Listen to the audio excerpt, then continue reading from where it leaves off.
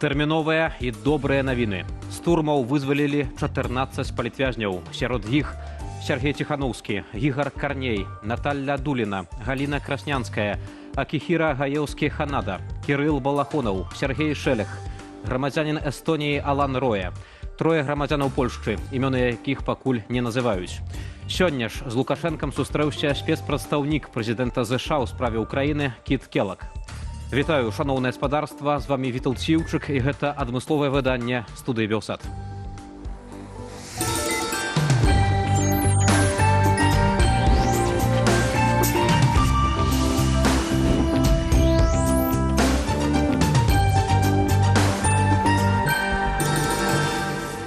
Першыя кадры вызваленых палітвязняў на свабодзе, а таксама падчас размовы са Святланай Ціханаўскай ужо зараз вашай увазе.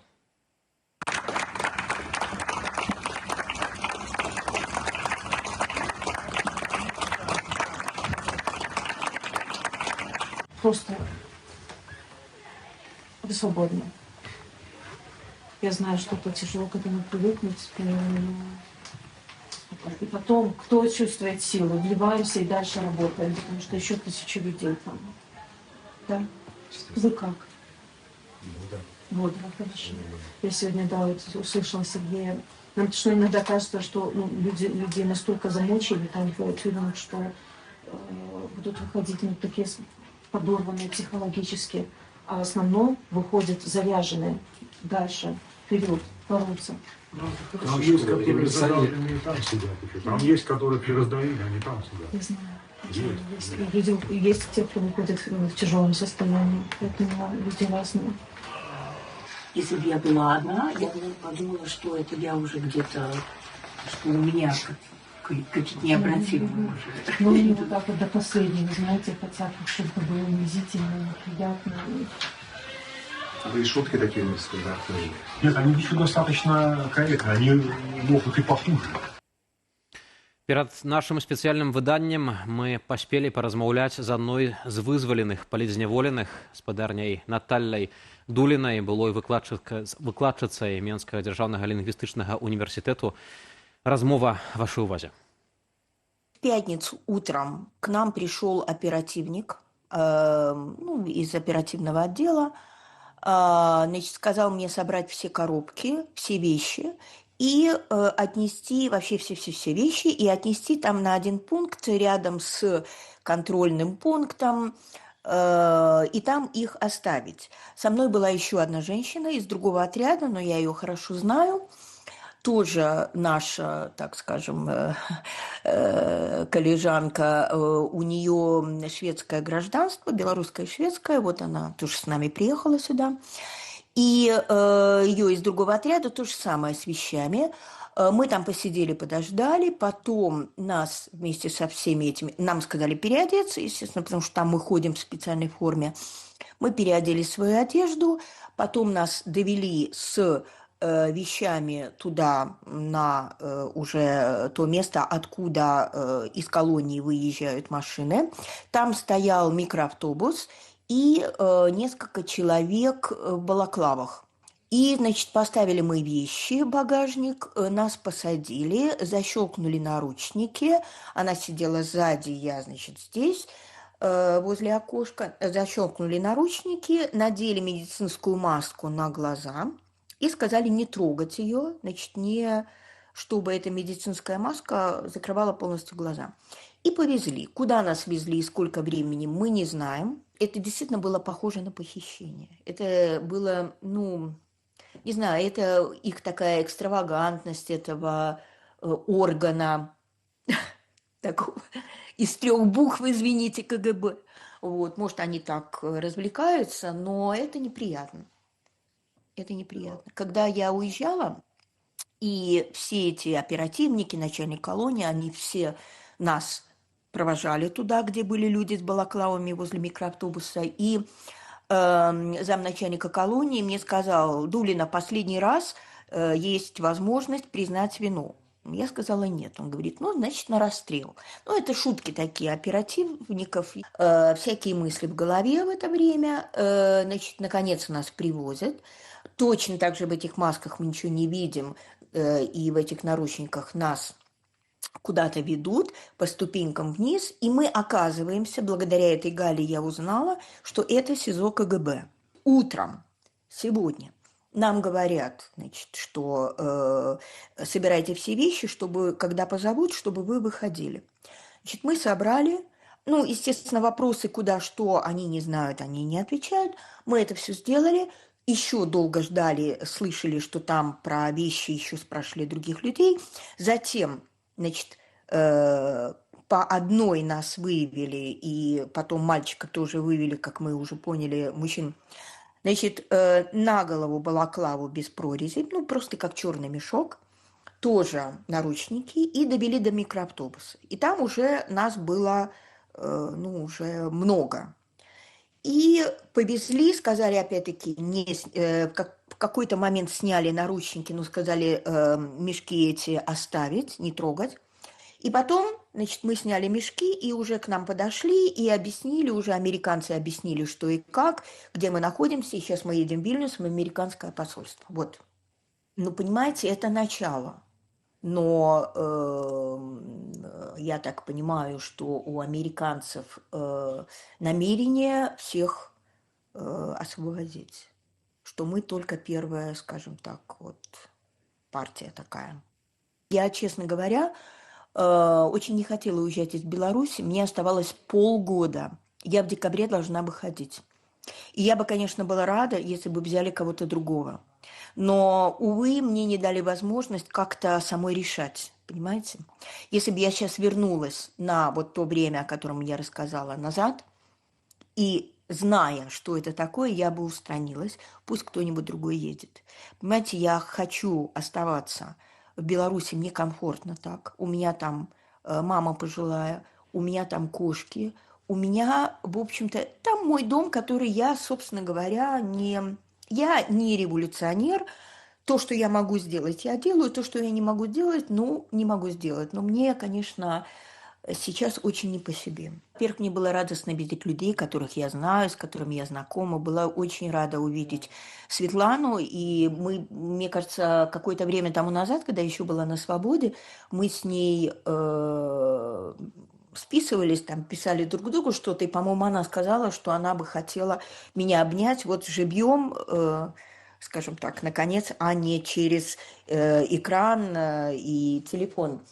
И вот это произошло, и, конечно, для меня это очень большой момент. Я очень ею восхищаюсь, Светлана, я ее очень люблю, и я, конечно, была очень рада ее увидеть. Для меня вот, я вроде бы и на свободе, но я не ощущаю радости от того, что я на свободе. Но я ощущаю радость от того, что я вижу людей, которые я знаю, сколько они сделали для вообще всего, и для меня в том числе. Что я их вижу, что мы как бы вот окунулись опять вот в эту нашу энергию. Это да. Но вот какое-то ощущение еще чего-то невыразимого у меня осталось. Я не могу ничего с собой поделать, понимаете? Может, это стресс от того, как это произошло. До нашага эфіру далучаецца галоўны дарадца Святланы Ціханаўскай Франак Вячорка. Франак, добрый вечар, вітаю цябе. Добрый вечер. Ведаю, што яшчэ ў першай палове дня ты быў у Варшаве, але тэрмінова выехаў у Вільню, і вось мы бачылі таксама здымкі, дзе ты побач з вызваленымі палітвязнямі. Раскажы, калі ласка, як ты даведаўся пра тое, што ў Літву вязуць вызваленых людзей? Ну, размовы про гэта ішлі досыць даўно. Мы не ведалі, колькі вызваляць, каго вызваляць, але у цэлым стараліся каардынавацца з амерыканскім бокам. В прынцыпе, гэта ж не адбывалася там цягам дня, тыдня, гэта некалькі месяцаў, і гэты працэс вельмі доўгі быў. І мы вельмі радыя, што вось гэтая камунікацыя, яна дала свой плён, што адбылося там пэўны час таму, пару месяцаў таму вызваленне амерыканскіх грамадзянаў плюс Кузнечка, а зараз вызваленне 5 актывістаў, палітзняволеных і Сергея Ціханаўскага. Ну і плюс замежных грамадзянаў, якія маюць альбо двойное грамадзянства, альбо знаходзяцца ў беларускіх турмах. Таму это вялікія вынікі. Мы вельмі ўдзячныя прэзідэнту Трампу, ўдзячныя дзярждэпартаменту, усім, хто спрычыняўся да гэта, але, безумоўна, еўрапейскаму звязу і Літве і Польшчы, якія таксама прыклалі намаганні да таго, каб гэтае вызваленне адбыліся. Сапраўды, сёння Кіт Келаг з візітам у узурпатара, і акурат у гэты дзень мы даведваемся пра вызваленне 14 чалавек з беларускіх турмаў. Франак, ці ўвогуле беларускія дэмакратычныя сілы неяк удзельнічалі ў гэтых перамовах, не ведаю, можа, давалі нейкія парады амерыканскаму боку? Не, ну мы же у постоянной координации, мы этим занимаемся уже несколько годов, и мы с Державным департаментом коммуникуем постоянно.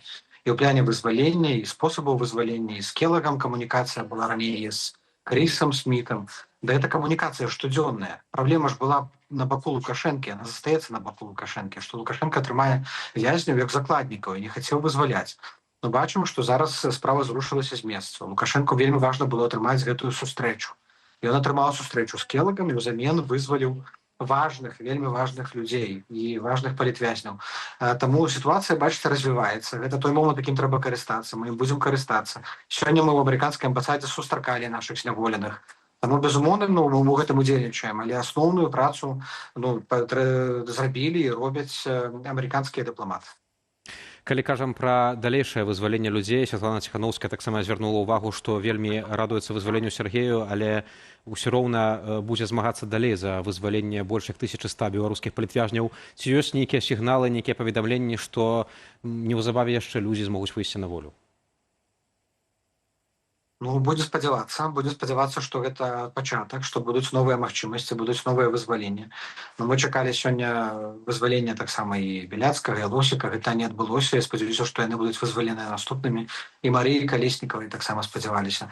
На жаль, гэта не адбылося, значыць, трэба працягваць дабівацца іх вызвалення, працягваць праяўляць салідарнасць, працягваць трымаць тэму палітвязняў на парадку міжнародным. Мы ўдзячныя і Злучаным Штатам, і Еўрапейскаму звязу тое, што яны тэму палітвязняў скразной такой чырвонай ніткай праз усе свае заявы яны яе вядуць. Вызваленне, напрыклад, Ціханаўская сёння дапаможа прыцягнуць увагу да тэмы палітвязняў. Я ўпэўнены, на міжнароднай арэне мы сёння бачым, якая цікавасць да тэмы Беларусі зноў успыхла. Трэба гэтым карыстацца. Так, абсалютна. Я таксама бачу загалоўкі і ў польскай прэсе, і ў замежнай, і сапраўды Беларусь зноў на парадку дзённым. Франак, вось ёсць гэты дыялог, спецпрадстаўнік прэзідэнта ЗША прыехаў у Менск. Ці гэта сведчыць, што ўсё ж такі, так ці інакш, але трэба спрабаваць далей уступаць заходнім краінам, заходнім дзяржавам, Злучаным Штатам у далейшы дыялог з узурпатарам для таго, каб дасягнуць у тым ліку і добрых рэчаў для беларусаў, для вырашэння пэўных беларускіх пытанняў. Слухайте, праблема, што Лукашенко не хоча дыялогу. Ён ведае ён выдатна ведае, што трэба зрабіць, каб змянілася стаўленне да Лукашэнкі. Гэта спыненне рэпрэсіяў, гэта вызваленне людзей з турмаў. Але мы бачым, што Лукашенко гэтага не робіць. Гэты дыялог, гэтая камунікацыя працягвалася досыць даўно і працягваецца. Зараз Лукашенко на гэта саспеў. Гэта вынікі салідарнасці, і зменлівай геапалітычнай сітуацыі, і зменлівай сітуацыі на фронце украінска-расійскай вайны. Тут можа быць шмат фактараў, можна спекуляваць, чаму зараз Лукашенко асмеліўся на вызваленне людзей. Безумоўна, гэтая сустрэча, яна была важная таксама Лукашенку паказаць, што ён мае нейкую легітымнасць, нейкую суб'ектнасць. Але гэта тое, што гэта прывяло да вызвалення людзей, конечно, это вялікае дасягненне тут амерыканскай дыпламатыі. Таму што магло быць і так, што быў бы візіт і не было б вызвалення палітвязняў, калі б мы з вами не праяўлялі салідарнасць. Таму гэта вялікі поспех усіх нас, і трэба гэтым ганарыцца, просто трэба гэта працягваць. Але гэта місія гуманітарная ў першую чаргу. Я не бачу, што былі нейкія іншыя важныя дамоўленасці, акрамя вызвалення людзей. Таму, калі мэта сапраўды вызваліць людзей, амерыканцы спрацавалі на выдатна. Франак, вялікі дзякую, што далучыўся да нашага эфіру. Перадай, калі ласка, усім вызваленым палітвязням, якія знаходзяцца цяпер у Вільні, віншаванне ад усёй рэдакцыі Белсату, таксама віншаванне для Святланы Ціханаўскай, што ейны муж на волі. Франак Вячорка, галоўны дарадца Святланы Ціханаўскай, быў з намі на сувязі.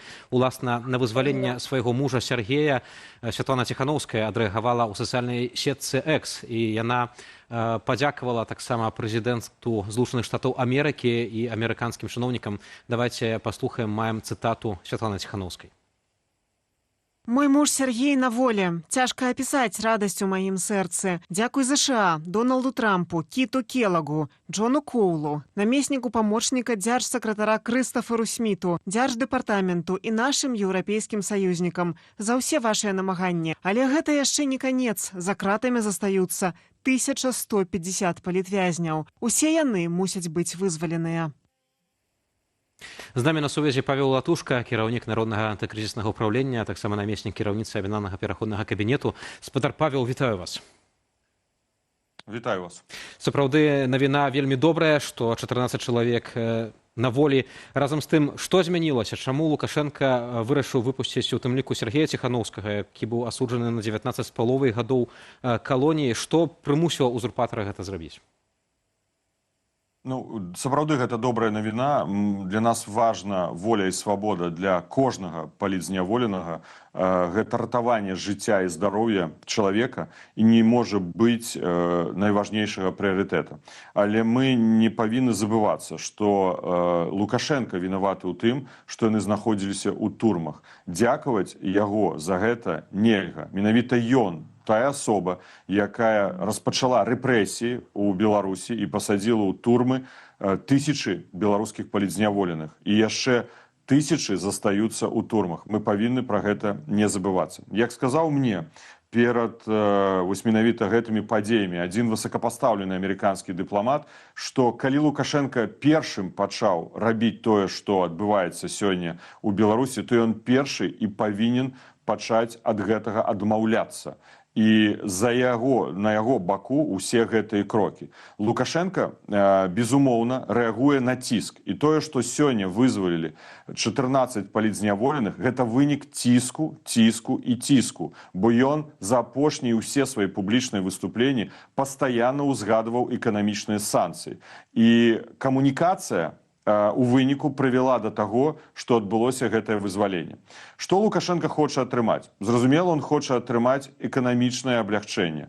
Гэта адмена санкцый. І калі я размаўляў з адным з высокапастаўленых амерыканскіх дыпламатаў на мінулым тыдні ў Брусэлі, ён казаў мне пра тое, што большасць санкцый, які ўвялі Злучаныя Штаты Амерыкі, яны тычацца менавіта тэматыкі парушэння правоў чалавека. І тут, у адрозненні ад Еўрапейскага Саюза, калі мы маем у Еўрапейскім Саюзе санкцыі за захоп самалёта, за міграцыйную вайну і за падтрымку агрэсіі супраць Украіны, амерыканцы болей эластычны. І Лукашенка дамагаецца, каб амерыканцы знялі санкцыі на беларускі калій, на Белавія, там, дзе знаходзяцца пад санкцыямі і яго самалёты, асабістыя самалёты, дзяржаўныя, але лічым, што асабістыя, і на фінансавую сістэму, каб атрымаць палёгку дзеля таго, каб нейкая была дапамога для яго стагнуючай эканомікі. Мы бачым, што зараз адбываецца з эканомікай Расіі, мы бачым, што адбываецца з эканомікай Беларусі. Гэта галоўны прыярытэт. Амерыканцам жа таксама важна, я думаю, што гэта было галоўнай тэмай, каб вучэнні Захад-2025, якія плануюцца ў Беларусі, не стварылі сур'ёзнай дадатковай пагрозы як для Украіны, так да заходніх партнёраў ЗША, членаў НАТО, перадусім балтыйскіх краінаў. Спадар Павел, у нас таксама ёсць каментар ад прэс-службы МЗС Польшчы з нагоды вызвалення палітвязняў. Давайте паслухаем. У перадачы вязняў удзельнічаў прадстаўнік міністэрства замежных справаў Польшчы. Перадусім трэба падзякаваць прадстаўнікам прэзідэнта ЗША Дональда Трампа, якія адыгралі галоўную ролю ў гэтай справе. У першую чаргу гэта генерал Келах, Джон Коу. Польшча была ў кантакце з амерыканскім бокам. Трое асобаў, якіх мы намагаліся вызваліць, знайшліся ў тым спісе. Але мы, палякі, дамагаемся вызвалення іншых грамадзянаў Польшчы, а таксама палякаў грамадзянаў Беларусі. Перадусім Анджэя Пачобута, журналістаў Белсату. Місія прадстаўнікоў ЗША ёсць толькі пачаткам працэсу, і пасля гэтых вязняў будуць вызваленыя іншыя закладнікі Лукашэнкі. Пакуль што Анджэй Пачобут знаходзіцца за кратамі, таксама як і нашыя калегі, журналісты Белсату. Спадар Павел, вось вы кажаце, што ў Лукашэнкі ёсць патрабаванні, каб там знялі санкцыі з Белкалію, у яго ёсць просьба таксама, каб знялі санкцыі з Белавіі. Што можа зрабіць цяпер Захад для таго, каб ўсё ж такі вырашаліся беларускія пытанні, каб усе палітвязні былі на волі, і каб таксама не было, каб гэта не выглядала так, што гандлююць свабодай Беларусі, а ў выніку і так, не ведаю, узурпатар праз нейкі прагматызм і так ці не выйграе ў гэтай сітуацыі? Ну, я таксама далучаюся да слоў удзячнасці амерыканскаму боку як спецпасланніку прэзідэнта ЗША Кіту Келагу, так і спадару Сміту, намесніку памочніка дзяржсакратара ЗША, які ўжо не першы раз знаходзіцца ў Мінскі, не першы раз сустракаецца з Лукашэнкам. Конечно, для нас важна комплексны падыход, бо вызваленне 14 палітзняволеных сёння атрымала такую вялікую увагу, я думаю, перадусім таму, што Кіт Келаг знаходзіўся ў Мінску і таму, што вызвалілі Сергея Ціханаўскага. І я, конечно, віншую Светлану Ціханаўскую за уз'яднанне і з уз'яднаннем сям'і. Гэта важна для яе асабіста, важна для ўсіх нас, бо Сергей Ціханаўскі адзін з лідараў пратэста 2020 года. Але комплексны падыход гэта азначае спыненне рэпрэсій і гэта і вызваленне ўсіх палітзняволеных. Калі не вызваляюць усіх і не спыняюцца рэпрэсій, то гэта канвеер.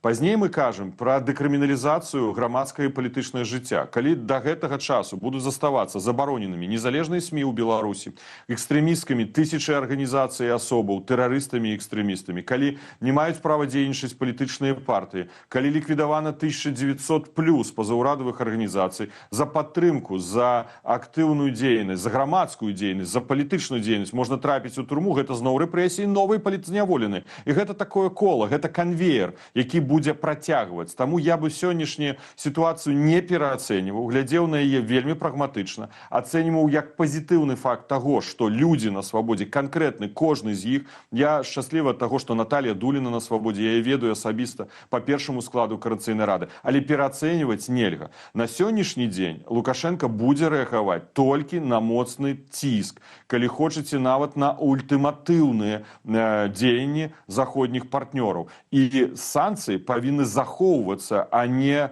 адмяняцца. Санкцыі могуць прыпыняцца, калі мы пабачым рэальныя рухі. Вось калі на бліжэйшыя 3 месяцы нікога не пасадзяць у турму, калі не будуць прызнавацца новыя арганізацыі экстрэмісткімі, калі не будзе дэпартацыя, бо тое, што сёння адбылося, давайте яшчэ таксама не забываць. Гэта дэпартацыя людзей. Іх везлі мікрааўтобусам, яны не ведалі, куды едуць. Наталья Дуліна, здаецца, у вашым эфіры сказала, што ёй сказалі на расстрэл. І фактычна, прыехаўшы на мяжу, калі адкрылі аўтобус, яны не разумелі нават, дзе яны знаходзяцца. Гэта адбылося злачынства дэпартацыі. Калі ён іх, грамадзян Беларусі, выкідвае з краіны, значыцца, ён не плануе спыніць рэпрэсій. Ён не плануе змяніць унутраную палітыку, дэкрыміналізаваць грамадскае і палітычнае жыццё ў краіне, бо такія людзі яму там не патрэбны. Значыцца, нічога не зменіцца, разумееце? Мы будзем змагацца за свабоду людзей, але для нас важным застаецца стратэгічным прыярытэтам дэмакратычная Беларусь і незалежная Беларусь. Лукашенко не гарант незалежнасці. Незалежнасці можа быць гарантам толькі народ. А народ можа гарантаваць незалежнасць, калі ён свабодны і вольны. Таму гэтыя прынцыпы, падыходы не павінны зыходзіць з парадку дня. Яны павінны захоўвацца і ў тым ліку і дэмакратычныя свабодныя выбары. Да, сёння, здаецца, нерэальная гэтая перспектыва, але мы да яе крочым. А за што іншае тады мы змагаемся з вами? Спадар Павел, вялікія дзякуй, што далучыліся да нашага спецэфіру. З намі на сувязі быў Павел Латушка, кіраўнік Народнага антыкрызіснага ўпраўлення і намеснік кіраўніцы Аб'яднанага пераходнага кабінету. Тым часам Джон Коул, намеснік спецпасланніка прэзідэнта ЗША ў справе Ўкраіны Кіта Келага, пракаментаваў вызваленне беларускіх палітвязняў. Давайте паслухаем. Мы толькі што вярнуліся з Беларусі з 14 людзьмі, якія цяпер вызваленыя з-за кратаў. Прэзідэнт Трамп падтрымаў гэтую паездку. Намеснік дзяржсакратара Лэндоў падтрымаў гэтую паездку, як і многія іншыя ў адміністрацыі. Цяпер ЗША моцныя, і мы можам рабіць такія рэчы. Я пачаў выбудоўваць адносіны з Лукашэнкам. Прыкладна 6 тыдняў таму мы вярнулі апошняга амерыканца, які утрымліваўся там. Гэтым разам мы вярнулі і вызвалілі 14 людзей з розных краінаў. Момант, які я асабліва запомніў, гэта калі пад'ехаў фургон з гэтымі 14 асобамі па адной з прасёлкавых дарог. Я адчыніў дзверы, і ўсе яны сядзелі з апушчанымі галовамі. Вось так. Яны не разумелі, што адбываецца. І я сказаў: «Вы вольныя». Некаторыя з іх размаўлялі па-англійску, зразумелі мяне і перадалі астатнім. Усё змянілася. Яны не ведалі, куды іх вязуць. Магчыма, думалі, што ў нейкае жудаснае месца. Іх прывезлі да мяне як сапраўдных зняволеных, з рукамі за спінай, усё па-сапраўднаму. Але калі яны пачулі, што вольныя, яны ўзрадаваліся. Яны хочуць падзякаваць, і я таксама хачу падзякаваць прэзідэнту Трампу за ягонае лідарства і падтрыманне таго, што мы робім па ўсім свеце. Вызваляем людзей і паляпшаем іхнае жыццё. Менавіта гэта мы сёння і зрабілі. Вызваленыя беларускія палітвязні ўжо знаходзяцца ў Вільні, у літоўскай сталіцы. Там таксама ёсць наша корэспандэнтка Ганна Русінова, якая далучаецца да нашага эфіру. Ганна, добры вечар, вітаю цябе. І што гавораць у літоўскай сталіцы адносна вызвалення беларускіх палітвязняў? Прывітанне, Вітаўт, прывітанне, шановне гаспадарства. Як мы ведаем, так сёння стала вядома пра вызваленне палітвязняў, якія знаходзяцца сёння ў Вільні, якіх сустрэла Святлана Ціханаўская. Таксама вядома пра тое, што заўтра ад 12 адбудзецца адмысловая прэс-канферэнцыя, на якой Сергей Ціханаўскі разам з іншымі палітвязнямі і са Святланай Ціханаўскай больш падзеляцца сваімі ўражаннямі, сваімі пачуццямі ад гэтай навіны, ад гэтай магчымасці быць на волі, на свабодзе, і мы больш зможам даведацца, бо сёння няма такой магчымасці канкрэтна задаць пытанне, даведацца больш пра стан здароўя, пра тое, якім чынам яны бачаць сваю будучыню, якім чынам будуць змагацца далей за вызваленне іншых палітвязняў. Так што больш магчымасцяў і больш адмысловай інфармацыі будзе магчыма даведацца заўтра ад адмысловай прэс-канферэнцыі. Ганна, дзякуй вялікі, абавязкова будзем за гэтым сачыць. Сапраўды людзям трэба даць магчымасць адпачыць. Тым больш вялікая падзяка для спадарні Наталлі Дулінай, якая знайшла час і сілы для таго, каб даць эксклюзіўнае інтэрв'ю Белсату. А з намі на сувязі з Вільні была Ганна Русінова, наша літоўская корэспандэнтка. Вызвалення беларускіх палітвязняў супала з прыездам у Менск спецпасланніка амерыканскага прэзідэнта Кіта Келага. Гэты візіт чакалі яшчэ напярэдадні. Дэлегацыю з Вашынгтону у палацы незалежнасці сустрэў асабіста Лукашенко. Какие люди у нас!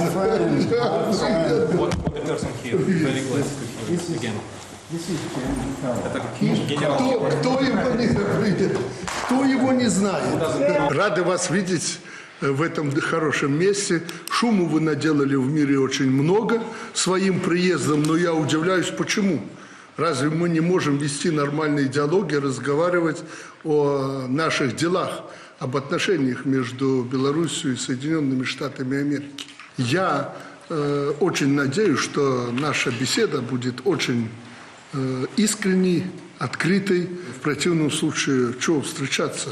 Если мудрить, хитрить друг перед другом, мы результата не добьемся. З амерыканскага боку ўдзел у сустрэчы ўзялі прадстаўнік дзяржаўнага дэпартаменту Крыстафер Сміт і намеснік Келага Джон Коул. Ён ужо прыязджаў у Менск у канцы красавіка, пасля чаго быў вызвалены палітвязень Юрый Зяньковіч, які мае амерыканскае грамадзянства. Разам з Лукашэнкам на сустрэчы прысутнічалі кіраўнік КДБ Іван Церцель, прадстаўнік Беларусі ў ААН і муж Наталі Пяткевіч Валянцін Рыбакоў, і ён выступаў у якасці перакладчыка. У нашай студыі з'явіўся Віталь Цыганкоў, палітычны аглядальнік, а таксама аўтар праграмы «Двубой» на Белсаце. Віталь, добрый вечар. Прывітанне.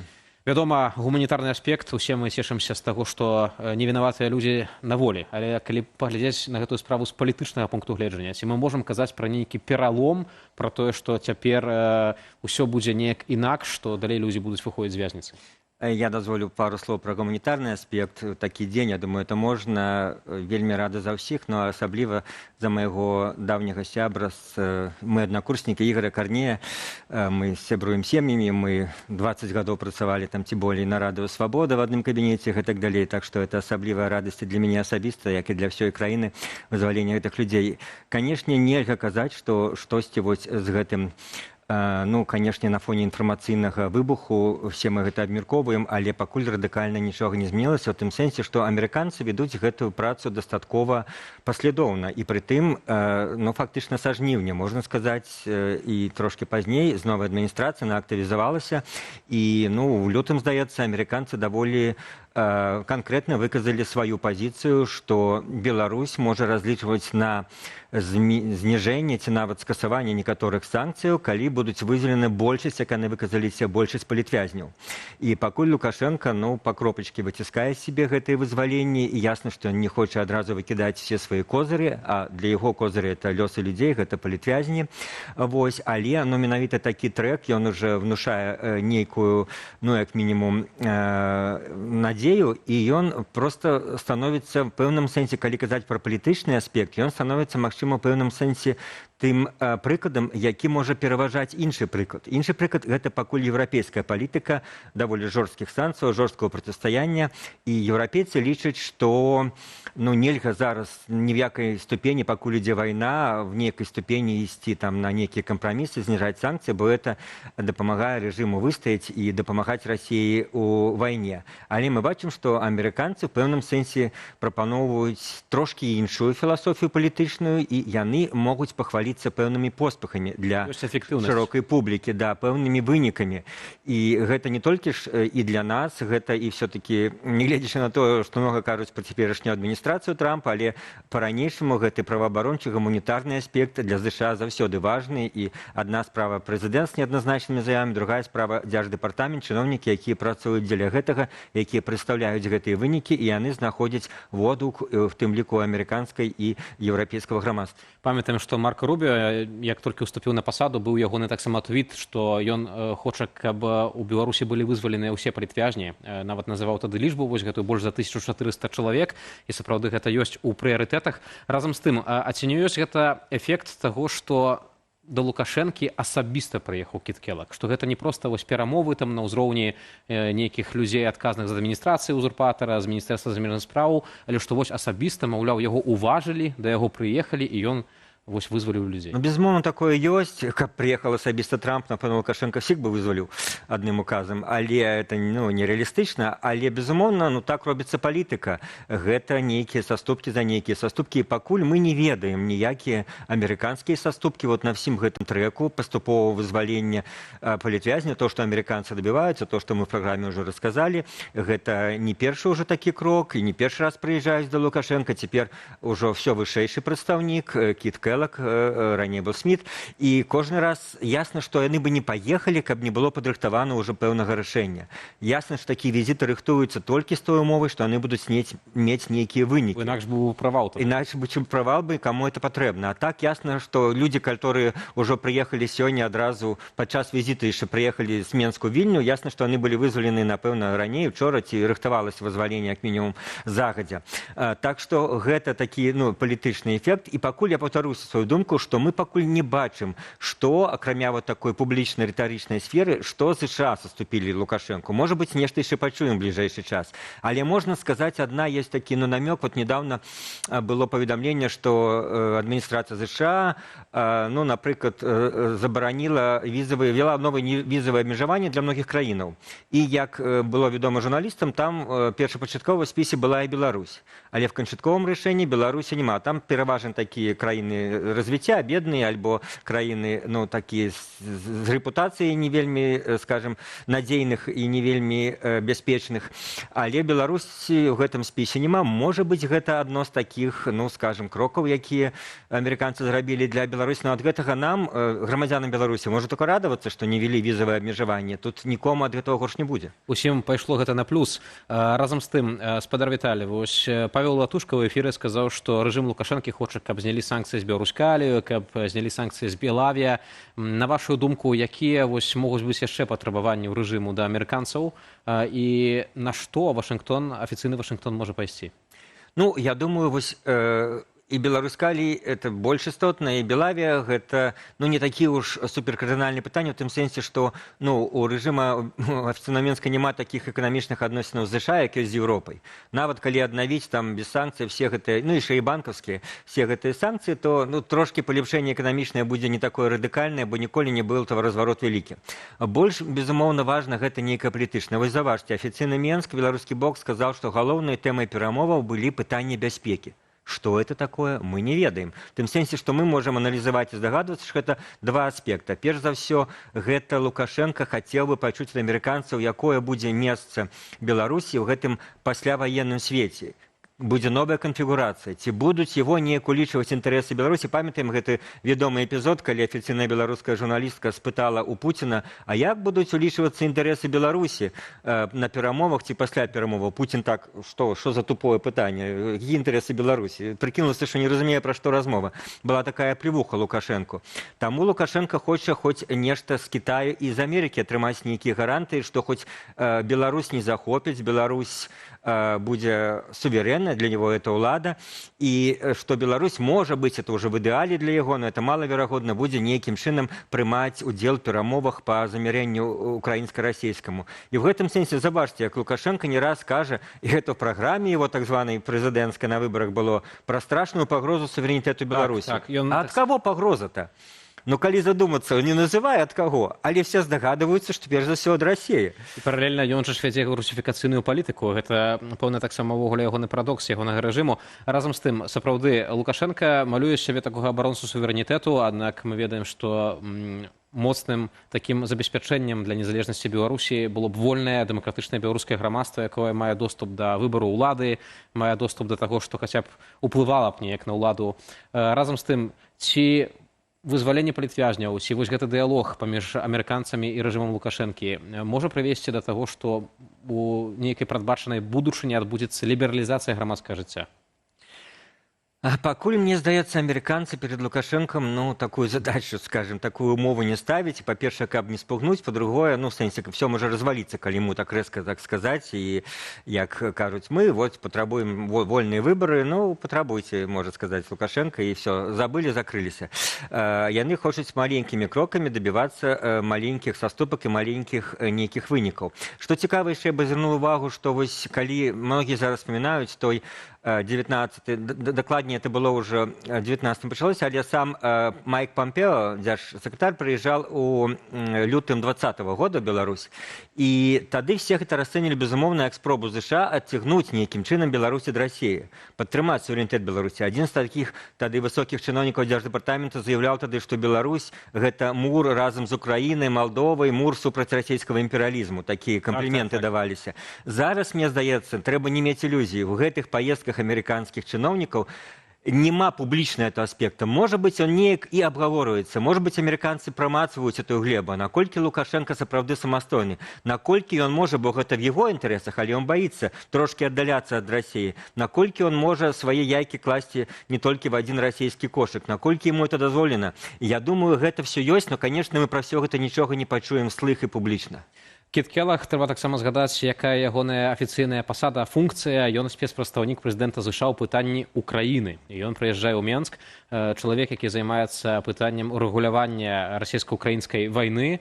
Ці ў гэтым кантэксце не варта таксама паглядзець на візіт Кіта Келага ў Менск? Можа быць, пытанне ядравай зброі на тэрыторыі Беларусі цікавіла амерыканскага чыноўніка? Ну, то, что я трошки и казал, ранее, сапраўды пытанне бяспекі для Лукашэнкі важныя, і сімвалічнасць таго, што менавіта чыноўнік з такой афіцыйнай пасадай прыехаў, таксама падкрэслівае, што Лукашенко не разглядаецца афіцыйны Менск выключна, скажем, сепаратна, асобна, як нейкая геапалітычная велічыня. Ён разглядаецца менавіта в гэтым в рэгіёне з пункту гледжання гэтай вайны, і як можна спыніць, якую ролю у гэтым можа іграць Лукашенко і будзе іграць. Лукашенко хацеў бы, канешне, вось свае інтарэсы пасля вайны, як яны будуць, ну, абаронены. Тым ліку, ведаеце, мы можам смяяцца з яго, але я думаю, з таго, што вось ведаючы рэакцыя яго, я думаю, он реально боится, што нейкім чынам Захад можа, ну, напасці на яго ўладу, скажем так. Ці напасці на Беларусь, ці напасці яго вырашыць нейкім чынам скінуць, ці падтрымаць нейкую такі пераварот. І ён таксама в гэтых размовах, калі ён кажа пра бяспеку, ён мае на ўвазе, а ці ёсць гарантыя, што пасля заканчэння вайны, калі вы все памірыцесь, вы не вырашыце, як многія кажуць і палітолагі, і беларускія палітыкі з дэмакратычнага лагеря, што вось гэтый выступ Беларусь, які тут впісваецца вось у НАТО, ён пакуль ён не дэмакратычны, пакуль ён дыктатура там, то гэта з'яўляецца небяспекай. Лукашенко все это чуе і думае, так што, вы калі супакоіцесь, вы мной займёцеся? І ён хоча, сапраўды, мы можам арганізаваць, я думаю, он вельмі занепакоены тым, што такі варыянт магчымы, што сілы НАТО сцягваюцца, і вакол Беларусі Польша павялічвае свае, так сказать, военные выдаткі, і ён баіцца, што в некам, ну не зараз, а в нейкай патэнцыйнай сітуацыі гэта можа несці пагрозу ягонай уладзе, і хоча ад цяперашняй амерыканскай адміністрацыі, якая, мы ведаем, не так, як ранейшая ставіцца да Расіі, атрымаць тым ліку нейкія гарантыі, магчыма. До нашага эфіру далучаецца Вадзім Мажэйка, палітычны аналітык. Спадар Вадзім, добры вечар вам. Сапраўды, сёння ёсць добрыя навіны. Прыглядаемся да іх таксама не толькі з такого гуманітарнага аспекту, але і з палітычнага. Бачым, што узурпатар выпусціў людзей з турмаў акурат у дзень, калі спецпрадстаўнік прэзідэнта ЗША Кіт Келаг прыехаў у Менск. Ці гэта не сведчыць пра тое, што рэжым хоча, каб з ім размаўлялі, каб з ім так публічна размаўлялі, і тады ён гатовы ісці на нейкія саступкі? Ну, безумоўна, сведчыць, і гэта ўжо не першы выпадак, калі фактычна ўжо трэці раз такія сістэмы, калі прыязджаюць банкаўскія чыноўнікі высокага ўзроўня, прыязджаюць у Менск, сустракаюцца на найвышэйшым узроўні ў Менску, забіраюць палітвязняў, выязджаюць. Цудоўны падыход. І мне здаецца, гэта акурат дэманструе, зрэшты, вельмі зразумелую сэнсе паліталагічную мысль, бо, вядома, там палітыкі могуць палітычна спрачацца, там санкцыі альбо ціск, ну, вядома, і тое, і тое. Ну, гэта ўвогуле так перамовы, як любіць казаць Трамп, здзелкі, гэта так і працуе. Ты маеш нешта добрае, ты маеш нешта дрэннае, ты іх спалучаеш, і чалавек мусіць выбіраць. І ў гэтым сэнсе можна сказаць і, безумоўна, што гэта выдатная ілюстрацыя таго, як працуе дыпламатыя, прыехаў чыноўнік, паразмаўлялі, дабіліся выніка. Гэта выдатная ілюстрацыя таго, як працуюць санкцыі, бо калі размова ідзе пра тое, каб сняць, неяк выйсці з изоляцыі, ну, то, значыць, каб такое жаданне ў Лукашэнкі з'яўлялася, ну, трэба, каб быў нейкі негатыў, каб было то, з чаго яму хочацца сыходзіць. І гэта таксама працуе. І таму, мне здаецца, гэта ілюстрацыя таго, як працуе, сапраўды, камбінацыя. І сапраўды мы бачым, што, ну, калі ўсё глядзець з пункту гледжання рэжыма, выглядае, што сапраўды для Лукашэнка сітуацыя напружаная, што ён гатовы ісці вось на такія, ну, я б сказаў, досыць рызыкоўныя для сабе крокі, бо, безумоўна, Сергей Ціханаўскі, ну, гэта, мякка скажам, не той чалавек, які будзе проста вельмі такім ласкавым і дыпламатычным да Лукашэнкі. Важны яшчэ момант, што Сергею Ціханаўскаму прысудзілі 19,5 гадоў калоніі. Раней, калі Лукашенко адпускаў палітвязняў, найчасцей, не заўсёды, але найчасцей гэта было альбо паўгода да заканчэння тэрміну, альбо год, часам 2 гады. Тут вось чалавеку было 19,5 гадоў прысуджана. Я на гэты конт хацеў кінуць рэпліку, менавіта на конт Сергея Ціханаўскага, даволі такую, можа быць, спрэчную, но часам, ну, ясна, што мы всех навешваем сабак на Лукашэнкі, але трэба аб'ектыўна ацэньваць тым ліку людзей, так сказать, ворагаў Беларусі, і Лукашэнку не навешаць таго, што няма. Вось кажуць, што ён ніколі не вызваліць тых, у каго асабістае, пра сваё не перайдзе.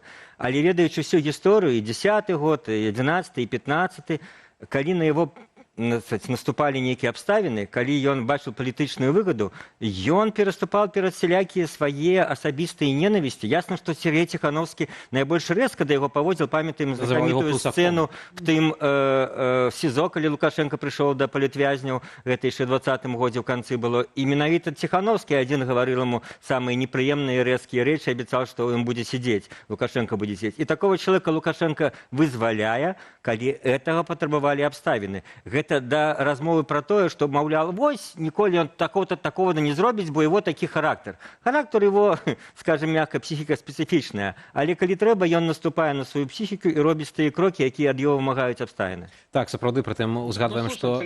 Кажа Віталік, гэта ж тыповыя паводзіны аўтарытарыя, у якога ёсць галоўная мэта, гэта захаванне яго персанальнай улады.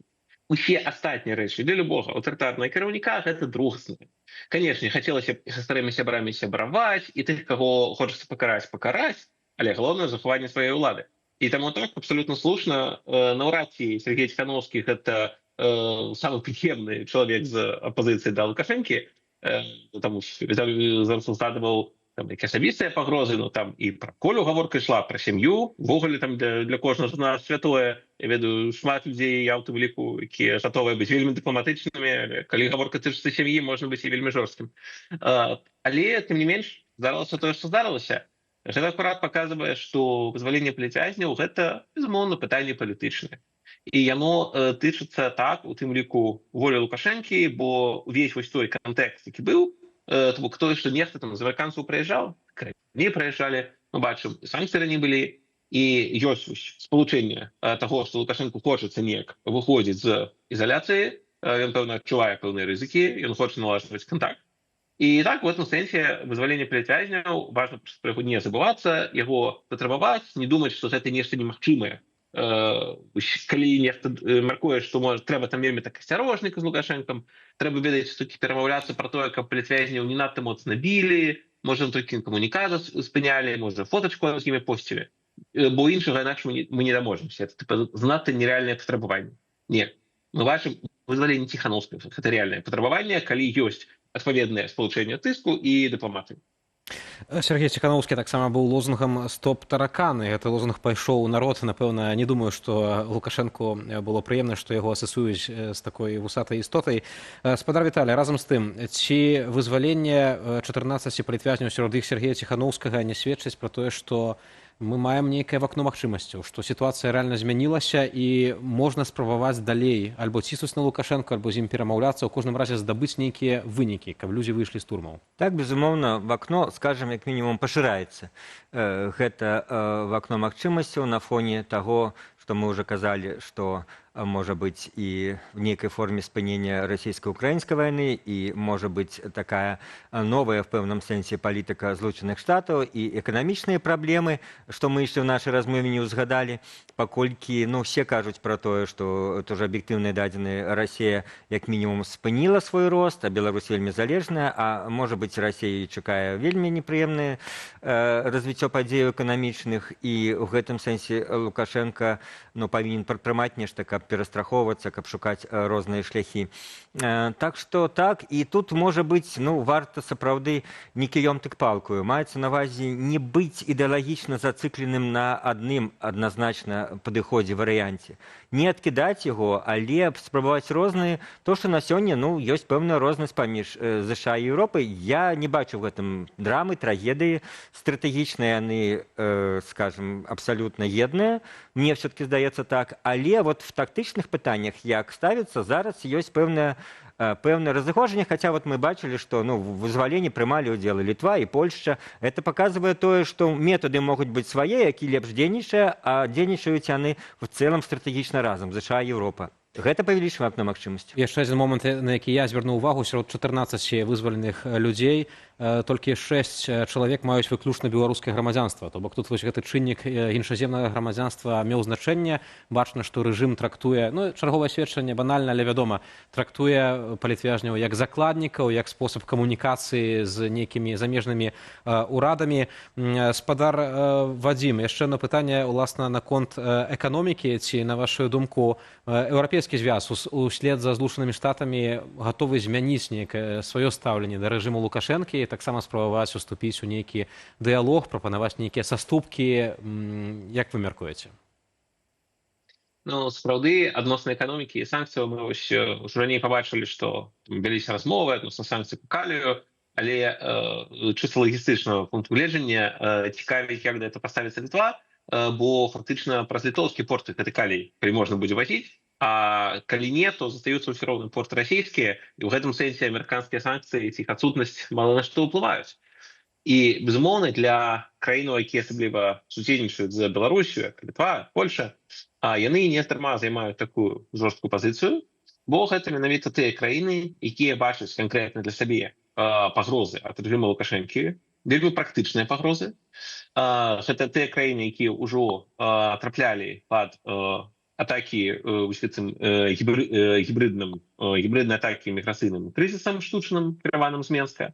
Гэта тыя краіны, якія стыкаюцца, можна ўзгадаць інцыдэнты на мяжы, калі мешніку закідваць камянямі, ці калі там беларускія верталёты заляталі троху ў Польшу. Гэта тыя краіны, якія рэальна это непакоіць. І, вядома, іх цікавіць вельмі практычныя пытанні і гаранты сваёй бяспекі. І калі вось вядзецца сапраўды у такіх профільных бяспекавых колах размова пра нейкія магчымыя напады Расіі на НАТО ці там у 27-м ці ў 29-м годзе, і гэта не абавязкова такі проста паўнамасштабны напад, это могуць быць такія спробы покусаць трохі, праверыць гэты артыкул, то вось такія спробы могуць быць акурат з тэрыторыі Беларусі, акурат адносна Польші, Літвы і тыя ж Сувалкі. Таму ў гэтым кантэксце, безумоўна, этой краіне хвалюе бяспека, і проста дамовіцца, што Лукашенко не будзе кагось караць у Беларусі і ўсё, гэтага недастаткова. І по-моему, адпаведна тыя шансы ёсць розныя.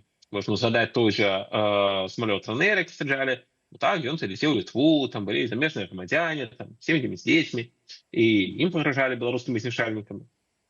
Таму я мяркую, для еўрапейскіх краінаў, для суседніх краінаў, так, вось такая больш, сказаў, не то, што жорсткая пазіцыя, больш такая прагматычная, больш прыванне пра сваю бяспеку, оно і стымулюе такі падыход.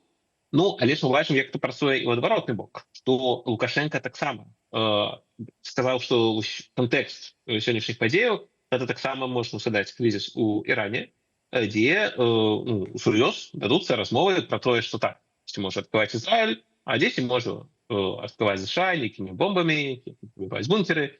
Крацей, пытанне ввогуле абастрэння бяспекавай сітуацыі і тое, наколькі ўсё роўна гэта заўжды цягнутыя так ці інакш ЗША, гэта прымушае розныя краіны думаць і пра сваю бяспеку, думаць пра тое, як каб за Атлантыкай неяк успрымалі Беларусь не проста як чорную дзірку, якую калі што не шкада пабамбіць, а ўвогуле неяк улічвалі як самастойнага гульца. Напэўна, таксама вызваленне палітвязняў падчас прыезду спецыяльнага прадстаўніка прэзідэнта ЗША можна ўспрымаць як пэўны такі у нейкай ступені сімвалічны падарунак Дональду Трампу, каб паказаць гэтую эфектыўнасць.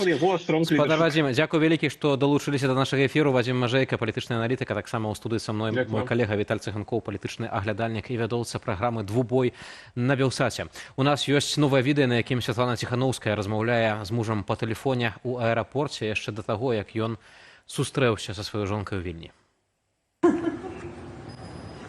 Да, мы скоро увидимся. Слушай, ну сейчас уже лучше. Я так рада тебя слышать. Да. Ага.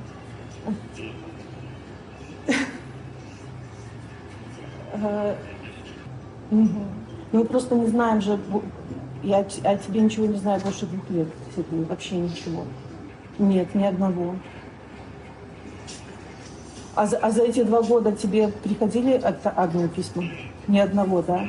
Мы писали, все писали, ну ясно.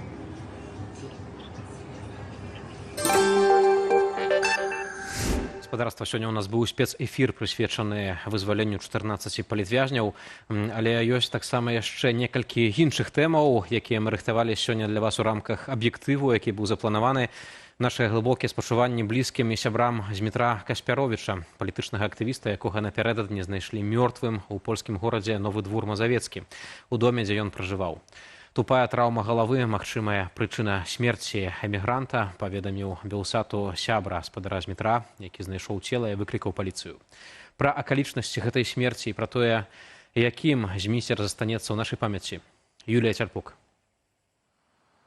Зміцер Каспяровіч, грамадскі актывіст з юнацтва, памёр ва ўзросце 43 гадоў у горадзе Новы Двор Мазавецкі пад Варшаваю. Каля 16 гадзіны ў ваўторак Зміцер выходзіў на сувязь, увечары ўжо не. У серадуні прыйшоў на спатканне з сябрам Юрыем Фабішэўскім. Той званіў у шпіталі, паліцыю, апытваў суседзяў. У пятніцу знайшоў ключ і ўвайшоў дадому Змітра.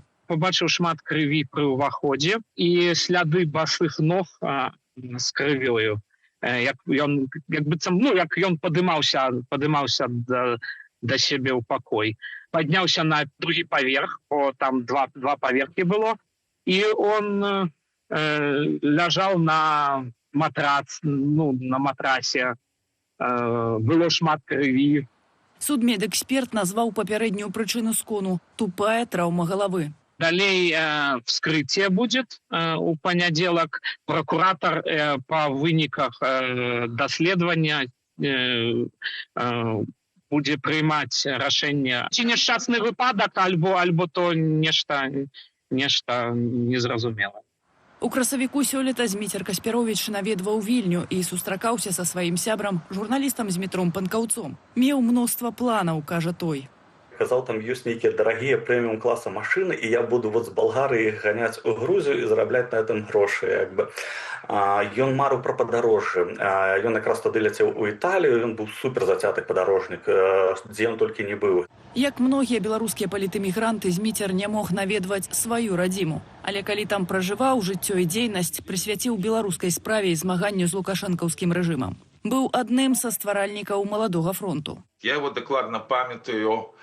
Коли был разгром на площади Перемоги 2 красавіка 98 года, это коли Павел Северинец пошел на свою первую криминальную справу, потому что нас кинули в одну машину, и в этой машине еще спробовали милиционеры сбивать Каспяровича, хотя ему тогда было зусім мало годов.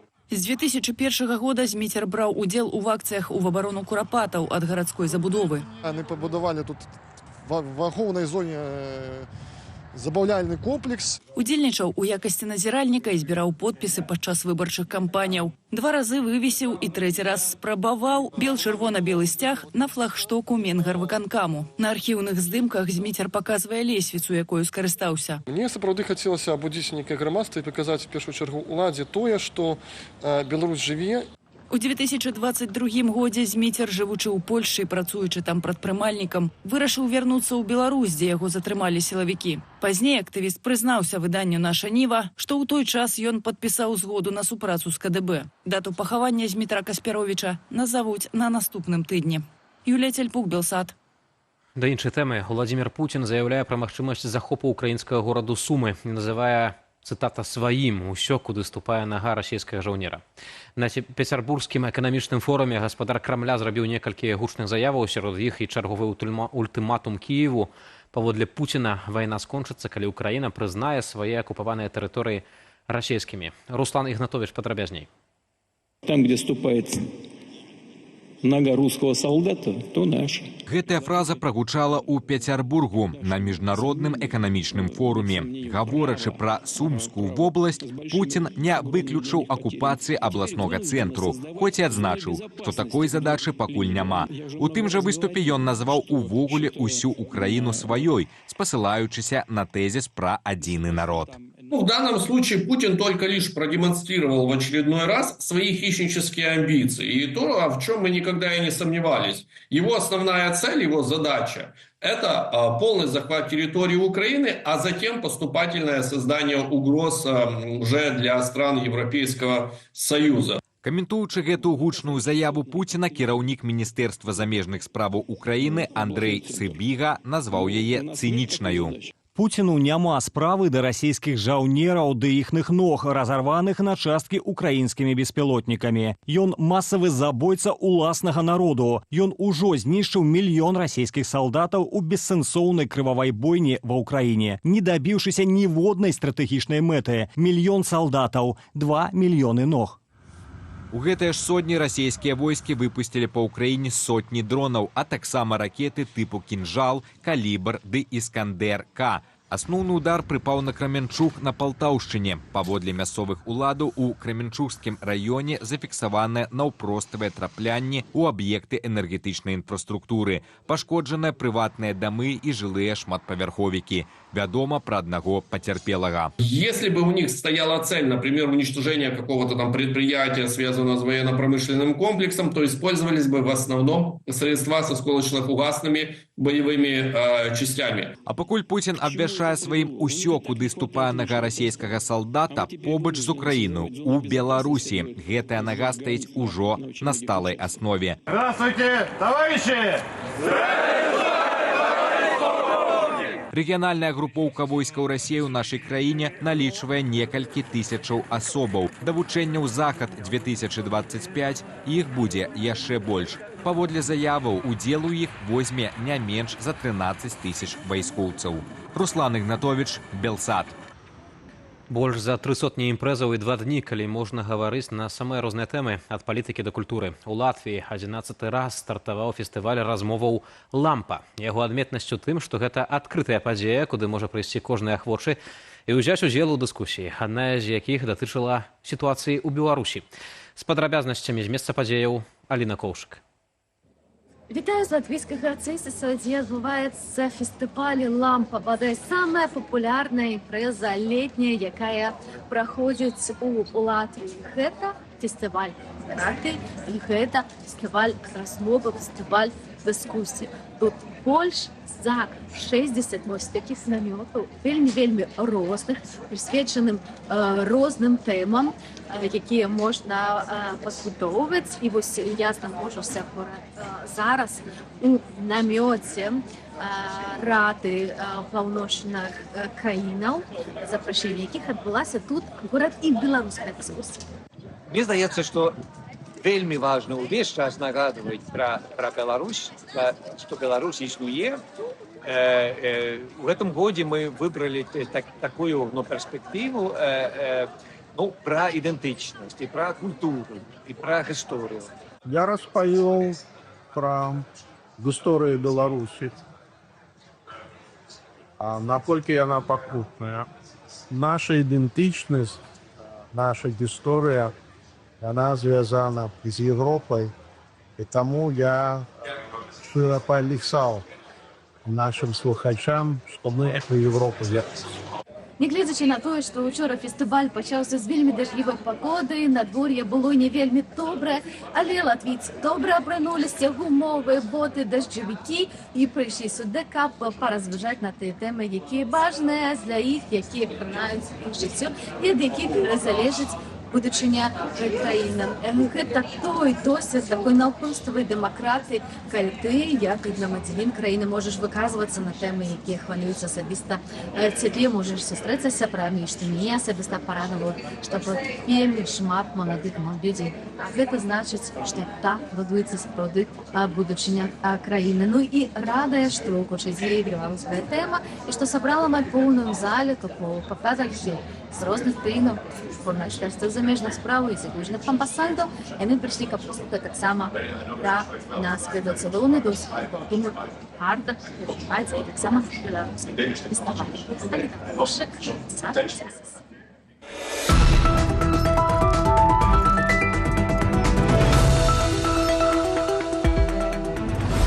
У Беларусі вярнуліся да жорсткага рэгулявання цэнаў. Новаўвядзенні закранулі прынамсі мясную, малочную прадукцыю і кандыдарскія выбары. Вырабы. Старонка Белсат.eu пагаварыла з галоўнай рэдактаркай парталу «План Б» Вольгай Лойкай пра тое, чаму улады маглі пайсці на такі крок. Вольга Лойка лічыць, што ўлады справакавалі рэзкі разгон інфляцыі, якая ў мінулым месяцы падскочыла амаль да 8%. Прытым закранула яна сацыяльна важныя катэгорыі, тую ж малочную прадукцыю. Вось толькі і беларускі гандаль даўно натрэнаваны працаваць з непрадказальнымі ўладамі, кажа экспертка. Калі табе дазваляюць на штосьці падняць цэны, варта адразу падымаць, бо ўсе разумеюць, што гэта ненадоўга і потым цябе зноў вернуць пад кантроль. Таму, імаверна, нехта і больш, чымсьці трэба, гэтыя цэны падняў проста дзеля таго, каб мець запас, разумеючы, што гэта ненадоўга. Чаго, на думку Вольгі Лойкі, чакаць далей беларусам, чытайце на сайце нашага тэлеканалу. У Менску з удзелам ганаровай варты перапахавалі парэшткі 75 чалавек. Рэжым заявіў, што гэтыя людзі загінулі падчас нямецкай акупацыі. Вось толькі выявілі іх пад лецішчам кіраўніка НКВД БССР Цанавы. Але цяпер у Беларусі актыўна залічваюць забітых у час сталінскіх рэпрэсіяў у катэгорыю ахвяраў генацыду. Журналіст Белсату Роман Шавель паразважаў на гэтую тэму. Аўтар зазначае, што пошукі новай выгаднай беларускаму рэжыму праўды актывізаваліся пасля 2020 года, а з пачаткам паўнавартаснай вайны Расіі супраць Украіны набылі новыя формы. З ініцыятывы Крамля гэтыя высілкі пачалі аб'ядноўваць і ўжо разам шукаць апраўдання цяперашняй вайны ў падзеях 80гадовай даўніны. Пра гэтыя трэнды наш журналіст паразмаўляў з гісторыкамі Алексеем Ластоўскім і Александрам Пашкевічам. Гэтак, паводле апошняга эксперта, цяперашні падыход уладаў у так званай саюзнай дзяржаве фармаваць сваю ідэалогію на падставе наратываў савецкага часу. Але ці праўда гэта? Цалкам матэрыял можна пачытаць на старонцы Белсат.eu. Міністэрства аховы здароўя ўпэўненае, у Беларусі з лекарамі ўсё проста выдатна. І спецыялістаў хапае, і зарабляюць яны дастаткова, а ўзровень якасці паслуг найлепшы ў свеце. Вось толькі часам рэальная карціна моцна адрозніваецца.